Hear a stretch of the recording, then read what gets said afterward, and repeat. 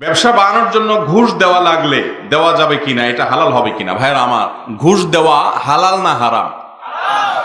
এই হারাম কাজটা আমরা অনেকে সুখের চোটে করি, অনেকে ঠেকায় পড়ে করে, আবার অনেকে সুখের চোটে। কিরকম আমি বলি, একটা পাসপোর্ট আমার পাইতে নরমালি ধরেন 28 দিন সময় লাগবে, আমি চাই ওইটা যাতে 20 দিনে পেয়ে যায়।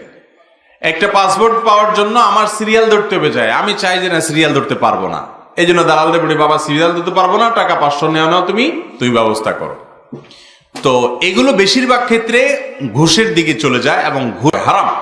এবং যারা ঘুষ দেয়, ঘুষ গ্রহণ করে, তাদের উপরে আল্লাহ লানত বর্ষিত হয়। বিশেষ করে কেউ যদি নিরুপায় হয়ে ঘুষ দেওয়া লাগে, যে এছাড়া তার চাকরি হয় না, সবাই জুলুম করতেছে, কেউ তাকে ন্যায্যভাবে তার অধিকার দিচ্ছে না, তাহলে তো নিরুপায়, বিদ্যুতের লাইন পাচ্ছে না, গ্যাসের লাইন পাচ্ছে না, ঘুষ ছাড়া কোনো রাস্তাই নেই, এরকম যদি হয় আল্লাহ মাফ করুক, তাহলে যে দিচ্ছে তার গুনাহ হবে না, কিন্তু যে খায় তার গুনাহ সর্বাবস্থায় হবে।